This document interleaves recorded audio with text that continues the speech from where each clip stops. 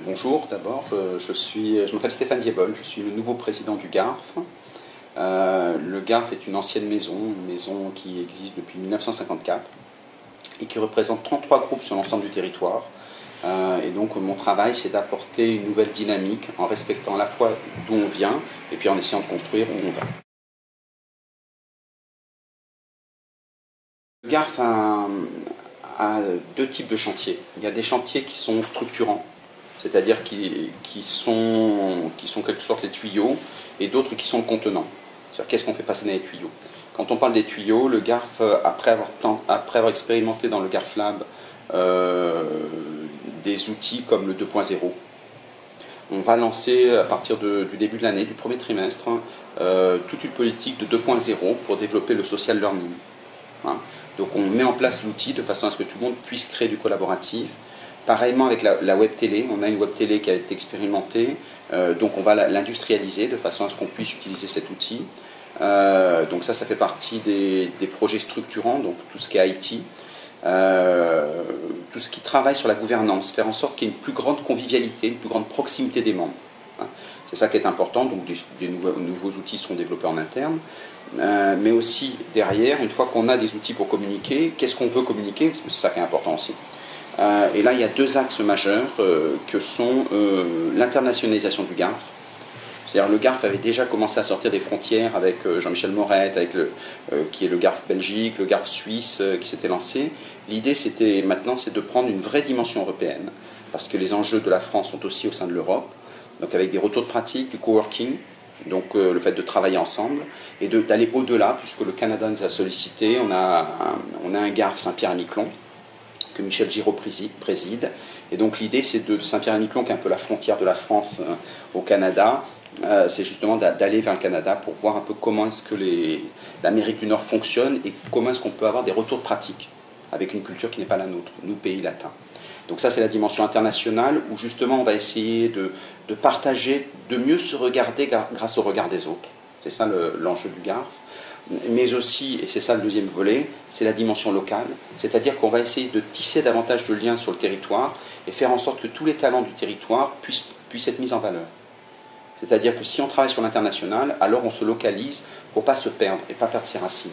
Et le GARF, qui a 33 espaces territoriaux, c'est l'histoire du GARF et c'est aussi sa force. Voilà. Être capable d'avoir des entreprises de terrain sur des sujets où on a un discours qui est établi, un discours qui est porté par les politiques, par le national souvent, mais à un moment, entre le discours et le terrain, il faut avoir la réalisation. Et le GARF, c'est une communauté depuis 1954, ça fait quand même près de 60 ans.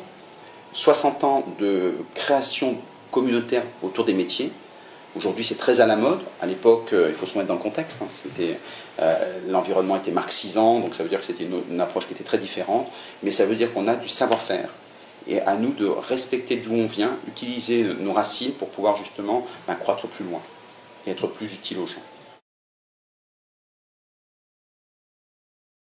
Alors, on n'en sait rien.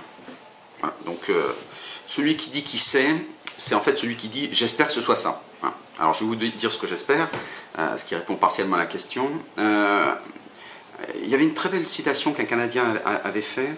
Il m'avait dit, donc qui était DRH, il disait « je suis directeur de la culture et des personnes ». Et je crois que c'est l'avenir des ressources humaines. Il y a toute une partie gestion des flux, que ce soit les payes, que ce soit les rémunérations, que ce soit les flux de personnes, la mobilité, etc. Ça, c'est la partie tuyauterie. Ce qui va faire l'avenir pour moi, c'est la façon de mobiliser les gens.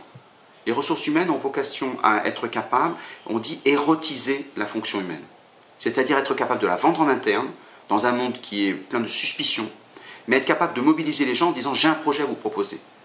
Et ce qui est important, parce que ce n'est pas l'histoire des ressources humaines, c'est que les ressources humaines n'ont jamais été choisies sur ces modèles-là, et demain, ça va être des marketeurs, des gens qui donnent du sens. Et c'est là où on a une culture, et ça touche bien la personne et non pas l'individu, la nuance est très importante, c'est-à-dire qu'en fait, on va permettre de créer quelque part des hotspots, des points chauds, une politique de l'entreprise, on va leur donner des moyens pour dire voilà ce à quoi je crois, et les gens vont adhérer parce qu'aujourd'hui, plus qu'hier, les gens ont besoin de sens. Et dans l'entreprise, si effectivement la stratégie est portée par la direction générale, effectivement à un moment, la culture, donc le fait de créer des routines, des routines de l'entreprise, le fait de stabiliser sur des stratégies qui sont innovantes, ben ça c'est le rôle des ressources humaines. Plus que jamais on aura besoin de ressources humaines. Le rôle des réseaux sociaux pour l'entreprise et pour la fonction RH, c'est de poser des questions. C'est-à-dire qu'en fait, les réseaux sociaux, ce ne sont pas la panacée, ce n'est pas le messie, donc il ne faut pas en demander plus qu'ils nous proposent. Par contre, ils réinterrogent toutes les fonctions. C'est-à-dire qu'il se dit, quand on est dans les ressources humaines ou dans la formation, comme c'est le cas avec le GARF, pardon, on se dit à quoi sert la formation, vu que maintenant il y a des schémas alternatifs. Et il y a deux ambiguïtés sur les réseaux sociaux. Les réseaux sociaux, c'est du peer-to-peer, c'est de la déverticalisation, etc. Donc c'est une culture très différente qui fonctionne sur l'adhésion des membres, etc. Donc ça veut dire que quand on est interrogé sur cette façon de mobiliser les gens, qu'est-ce que les ressources humaines peuvent apporter? Et si les ressources humaines ne peuvent pas répondre à ça, c'est-à-dire que socialement, ils ne jouent pas leur rôle. Alors, pour qu'il n'y ait pas d'ambiguïté, ils n'ont jamais eu besoin de se justifier, mais comme toutes les autres fonctions, pas plus et pas moins, ils doivent montrer la valeur qu'ils apportent. Et là, dans la valeur, et c'est là où le Web 2.0, qui est anti-langue de bois, pose les problèmes, c'est qu'on ne peut pas dire, nous, notre travail, c'est de mettre le collaborateur au centre de l'entreprise. C'est quelque chose qui est non crédible, parce que non incarné, qui a été répété tellement de fois que c'est éculé. La réalité, c'est de se dire, nous, on a un projet, on va le porter, peut-être avec ce slogan, mais ce slogan-là, pour pas que ce soit un slogan sans fondement, bah, il faut l'incarner. C'est-à-dire que sur le terrain, il faut que ça ait du sens. Et cette connexion entre la réalité et le discours, bah, ça va être à la ressource humaine de créer le lien. Et si on fait ça, alors à ce moment-là, les gens, les personnes vont adhérer en se disant, j'y crois. Parce que l'homme a un besoin naturel d'adhérer à du collectif. Et donc ça veut dire que le rôle des ressources humaines, c'est de recréer des aventures humaines. Et donc ça, c'est formidable.